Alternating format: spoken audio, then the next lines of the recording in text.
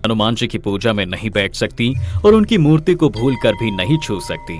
यहाँ तक कि मंदिरों में भी महिलाओं को हनुमान जी की मूर्ति के सामने दूर से ही प्रणाम करने को कहा जाता है। महिलाओं को हनुमान जी की पूजा में सिंदूर चढ़ाने से मना किया जाता है और ना ही उनके पैर छूने के लिए कहा जाता है। मूर्ति के बहुत करीब जाने से मना किया जाता है। लेकिन ऐसा क्यों? कहा जाता है कि श्री कृष्ण की पूजा करके लड़कियां चाहती हैं कि उन्हें कृष्ण जैसा पति मिले। वैवाहिक महिलाएं प्रार्थना करती हैं कि कृष्ण उनके वैवाहिक जीवन को सुखी रखें। शिव पूजा में भी महिलाएं शिव जैसा दयालु पति पाने की कामना करती हैं। यह सच है कि महिलाओं को शिव पूजा में शिवलिंग को छूने से बचना चाहिए, लेकिन वो पूजा की सभी विधियां कर सकती हैं।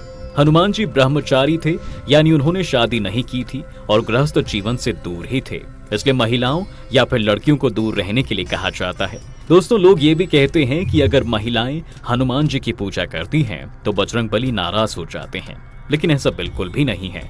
वहीं हिंदू धर्म ग्रंथों में महिलाओं को हनुमान जी की पूजा करने से कहीं भी मनाही नहीं की गई है। महिलाएं हो या फिर लड़कियां, सभी हनुमान जी की पूजा कर सकती हैं।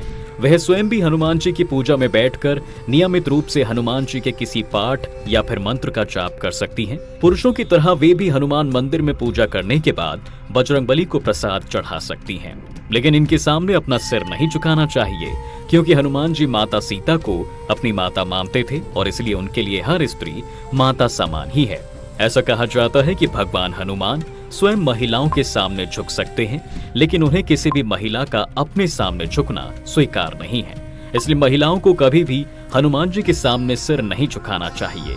शास्त्रों में कहा गया है कि महिलाओं को हनुमान जी की उपासना नहीं करनी चाहिए। यदि किसी महिला ने 9 हनुमान जी के व्रत रखने का अनुष्ठान किया है और उसे बीच में ही मासिक धर्म आ जाता है तो यह अनुष्ठान टूट जाता है। इसलिए महिलाओं को हनुमान जी का व्रत नहीं करना चाहिए। पीरियड्स के दौरान महिलाओं को हनुमान चालीसा का पाठ भी नहीं करना चाहिए। ऐसा कहा जाता है कि महिलाओं को ऐसे समय में भगवान हनुमान जी को याद भी नहीं करना चाहिए, अन्यथा भगवान क्रोधित हो जाते हैं। हिंदू रीति रिवाजों में देवी देवताओं की मूर्तियों पर जल चढ़ाना एक अनुष्ठान माना जाता है। भगवान की पूजा की शुरुआत जल चढ़ाने से ही होती है। महिलाएं सभी देवी देवताओं को जल भी चढ़ा सकती हैं, लेकिन महिलाओं को हनुमान जी की मूर्ति पर कभी भी जल नहीं चढ़ाना चाहिए। इसी तरह महिलाओं को कभी भी हनुमान जी को वस्त्र नहीं चढ़ाने चाहिए। ऐसा करना ब्रह्मचारी का अपमान माना जाता है। महिलाओं को हनुमान जी की पूजा में कभी भी सिंदूर नहीं चढ़ाना चाहिए और ना ही उनके पैर छूने चाहिए। हनुमान जी को कोई भी चीज अर्पित करते समय उसे उनके सामने रखना चाहिए। धर्म के जानकार बताते हैं दोस्तों कि शास्त्रों में हनुमान जी को भगवान नहीं माना गया है, लेकिन हिंदू धर्म ग्रंथों में हनुमान जी को शिव जी के 11वें रुद्र अवतारों में से एक माना गया है। ये भगवान शिव जी के सभी अवतारों में सबसे बलवान और बुद्धिमान माने जाते हैं। वे राम के सेवक हैं और उनकी सेवा से प्रसन्न होकर माता सीता ने उन्हें चिरंजीवी होने का वरदान भी दिया है। वे हम सभी के उद्धार करता हैं। वे कलयुग के अंत तक हम सभी की रक्षा करेंगे। यदि स्त्रियां इस जगत पालक को अपना भाई माने, प्रतिदिन उनकी पूजा करें, तो संसार की कोई भी बुरी शक्ति उसे छू भी नहीं सकती। लेकिन हर पूजा के कुछ नियम होते हैं, उनका पालन अवश्य करें। हनुमान जी अखंड ब्रह्मचारी व महायोगी हैं, इसलिए सबसे जरूरी है कि उनकी किसी भी तरह की उपासना में वस्त्र से लेकर विचारों तक पावनता, ब्रह्मचार्य व इंद्रिय संयम को अपनाएं।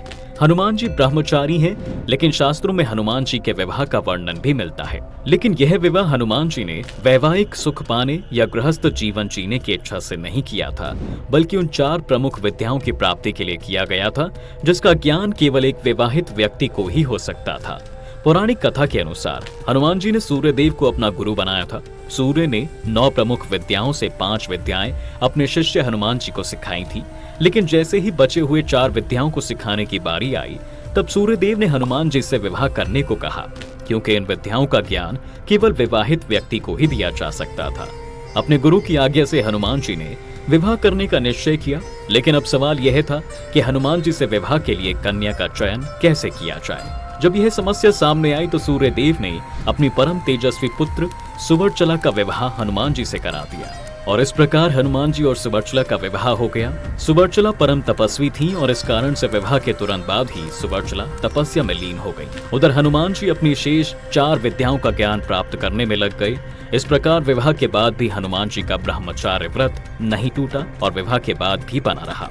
हनुमान जी हर स्त्री को माँ के समान मानते हैं और यही कारण है कि वे किसी भी महिला को अपने सामने झुकते हुए नहीं देख सकते, बल्कि वह खुद नारी शक्ति के सामने झुकते हैं। महिलाएं चाहें तो हनुमान जी की सेवा में दीपक भी अर्पित कर सकती हैं, हनुमान जी की स्तुति कर सकती हैं, हनुमान जी को प्रसाद चढ़ा सकती हैं, लेकिन 16 उपचारों जिसमें चरण स्पर्श, मुख्य स्नान, वस्त्र, चोला चढ़ाना आते हैं, ये सब सेवाएं किसी महिला के द्वारा किया जाना हनुमान जी स्वीकार कभी नहीं करते हैं।